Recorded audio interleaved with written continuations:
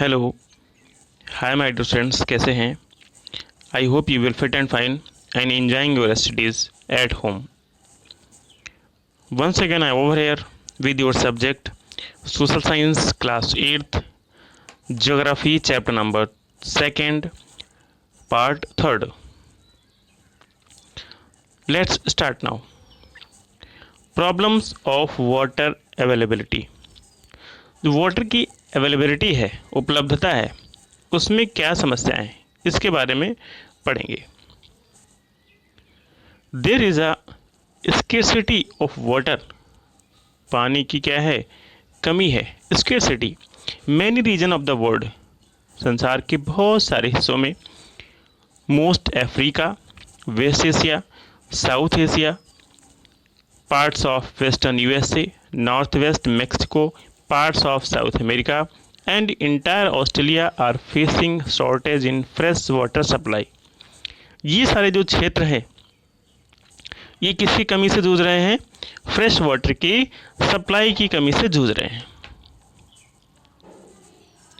Countries located in climatic zone. वे देश जो क्लाइमेटिक जोन में स्थित हैं, जलवायु प्रदेश में स्थित हैं, most susceptible to drought face great problem of water scarcity. वहाँ क्या है, अक्सर क्या हो जाता है, सूखा पड़ जाता है और वाटर की प्रॉब्लम हो जाती है. दस वाटर शॉर्टेज में be a consequence of variation in seasonal और एनुअल प्रेसिपिटेशन और the scarcity is caused by over exploitation and contamination of water bodies. और पानी की जो दिक्कत है, शॉर्टेज है, उसके और भी रीजन हो सकते हैं, जैसे सीजनल और annual precipitation.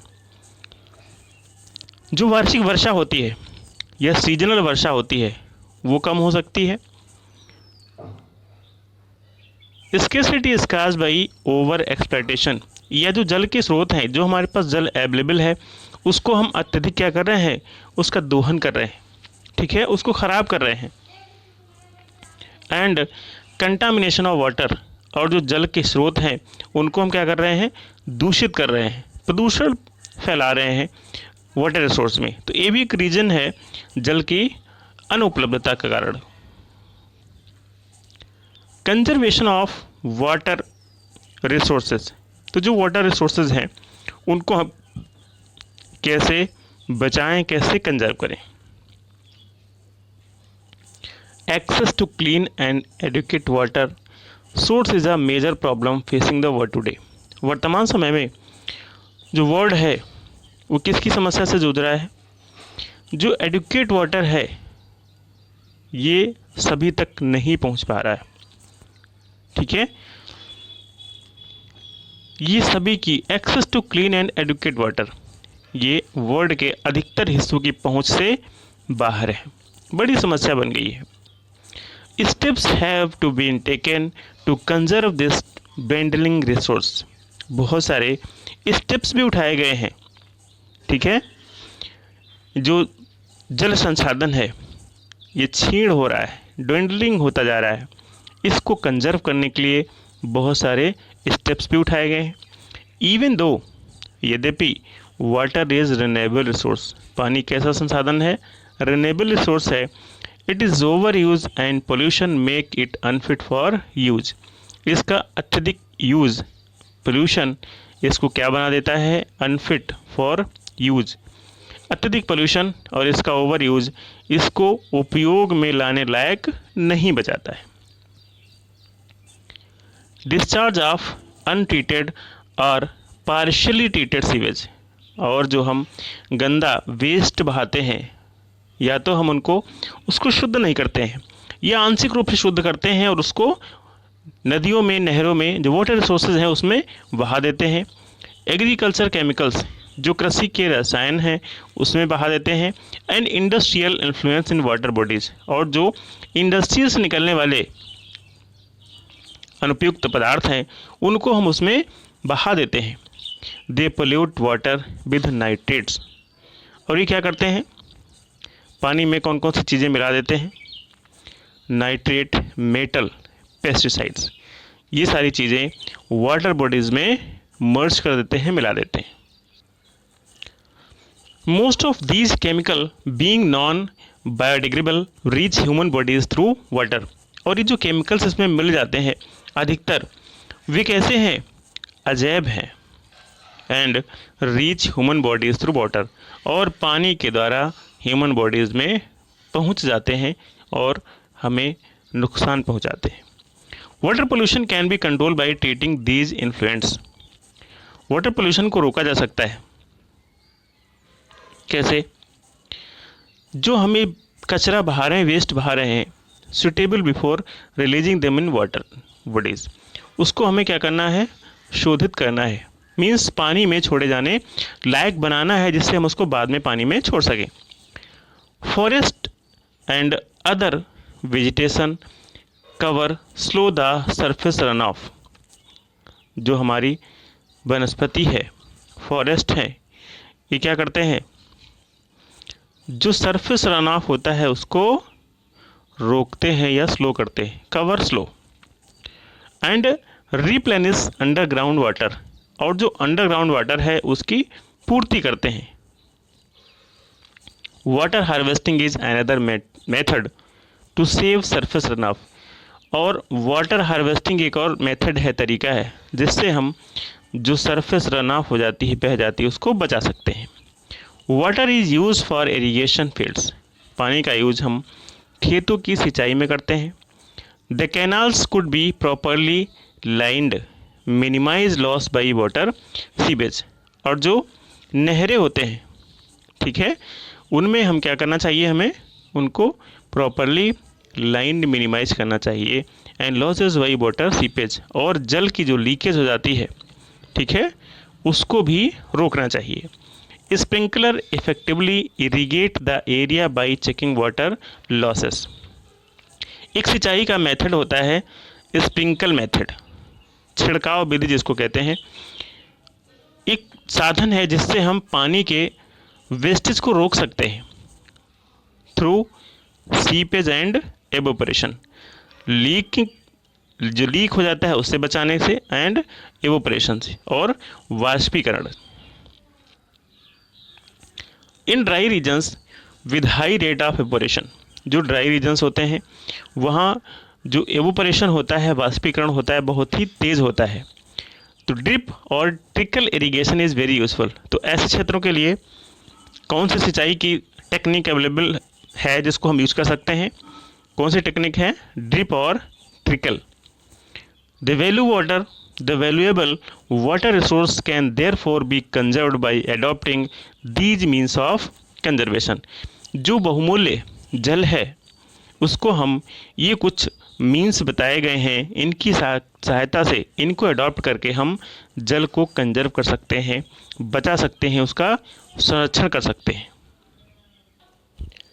Natural vegetation and wild life, प्राकृतिक वनस्पति और वन्य जीव, जंगली जीव जंतु। Some school children were visiting on exhibition. कुछ स्कूल के बच्चे कहाँ गए हैं? एक प्रदर्शनी भी गए हैं, हस्तशिल्प प्रदर्शनी, जहाँ हाथ से बने हुए उत्पाद बेचे जाते हैं। The articles in the exhibition were collected from different part of the country.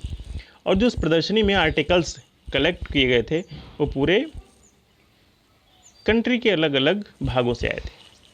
Mona picked up a bag and exclaimed.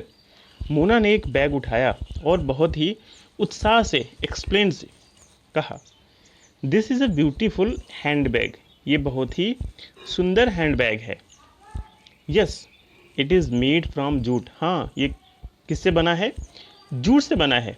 The teacher said. अध्यापक ने कहा, do you see those basket, lamp, shade and chair. क्या आपने उनको नहीं देखा? ये सुंदर सुंदर बास्केट हैं, लैम्प्स हैं, लैम्प शेड हैं, चेयर्स हैं। Those are made of canes and bamboos. और ये किससे बनाए हुए हैं? बांस से और बेंत से बने हुए हैं। In eastern and northeastern humid regions of India, bamboo grows in plenty. जो हमारा देश है उसके पूर्वी एंड उत्तर पूर्वी जो ह्यूमिड रीजन्स, आर्द्रता वाले क्षेत्र हैं जहाँ नमी अधिक रहती है, वहाँ बांस बहुत ही प्रचुर मात्रा में उगते हैं। Jassi was excited to see a silk scarf. Jassi क्या देखना चाहती थी? एक सिल्क स्कार्फ, सिल्क का दुपट्टा देखना चाहती थी।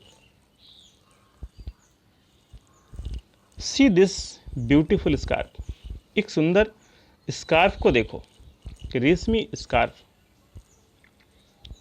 द टीचर एक्सप्लेन्ड, टीचर ने बताया, that silk is obtain from silk worm. Silk कहाँ से आता है? रेशम के कीट से, सिल्क वॉर्म से। That are bred on mulberry, ठीक है। और ये कहाँ पाले जाते हैं? सहतूत के पेड़ पे, मलबेरी पे। द चिल्ड्रन अंडरस्टूड, अब बच्चों को समझ आ गया था। That plants provide us with many different products, पौधों से हमें बहुत सारे प्रोडक्ट्स मिलते हैं। That we use in our day to day life, जिनका हम अपने दैनिक जीवन में उपयोग करते हैं, यूज करते हैं।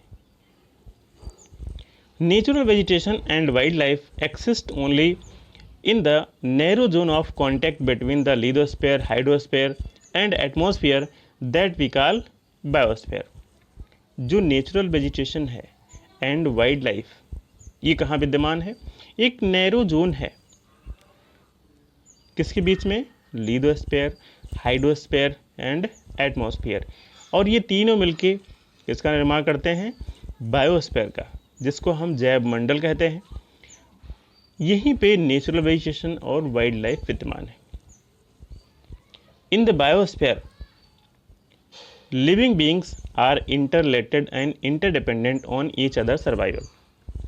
जो बायोस्फीयर है, इसमें जितनी भी लिविंग बीइंग्स रहती हैं आर इंटर रिलेटेड, एक दूसरे से संबंधित हैं, एंड इंटरडिपेंडेंट, और एक दूसरे पे निर्भर करती है on each others for survival, एक दूसरे के प्रति सर्वाइवल होने के लिए, ठीक है, अपने जीवन को चलाने के लिए एक दूसरे पे आधारित रहती है।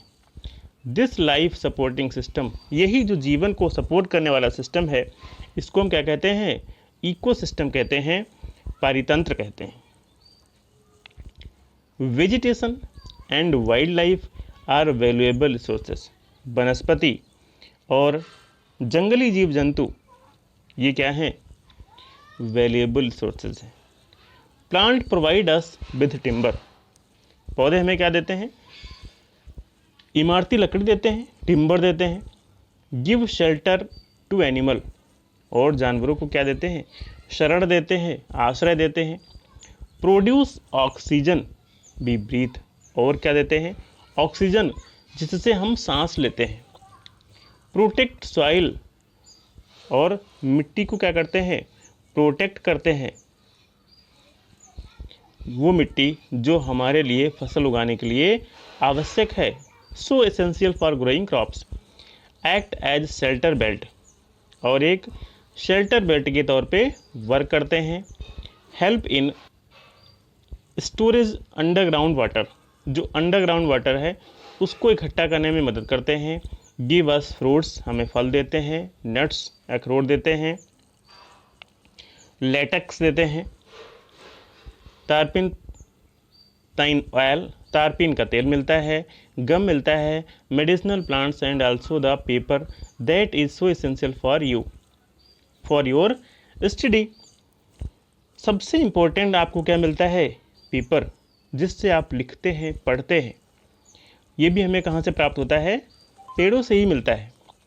There are innumerable uses of plants and you can add some more. इस प्रकार हम कह सकते हैं कि हमारे जीवन में पेड़ों का बहुत अधिक यूज है, ठीक है। आप इसमें और कुछ जोड़ सकते हैं अगर आपको लगता है और हमारे जीवन में क्या क्या यूज है। Wild life include animal, birds, insects. जो जंगली जीव जंतु हैं उसमें क्या क्या इंक्लूड है? एनिमल्स आते हैं, बर्ड्स आते हैं, insects as well as the aquatic life forms, और यहाँ तक कि जो जलीय जीव रूप हैं वो भी इसमें आते हैं, वाइल्ड लाइफ में आते हैं। दे प्रोवाइड अस, और इनसे हमें मिलता क्या है? Milk, meat, hides and wool, ये हमें जानवरों से मिलता है। इंसेक्ट लाइक बीज, एक इंसेक्ट होता है बीज, जिसको आप मधुमक्खी भी कहते हैं, ये हमें क्या देता है? प्रोवाइड अस हनी, हमें इससे क्या मिलता है? शहद मिलता है। Help in pollination of flowers, और फ्लावर्स के पोलिनेशन में, परागण में मदद करती है। And have an important role to play as decomposers, और सबसे बड़ा रोल निभाती है, काहे का? अपघटक के रूप में, डिकम्पोजर के रूप में, इन द कंजर्वेशन इकोसिस्टम, हमारे इकोसिस्टम में, परितंत्र में। ठीक है, तो परितंत्र में काहे का रोल प्ले करती है ये? अपघटक के रूप में। The birds feed on insects, जो बर्ड्स होते हैं वो क्या खाते हैं? इंसेक्ट्स।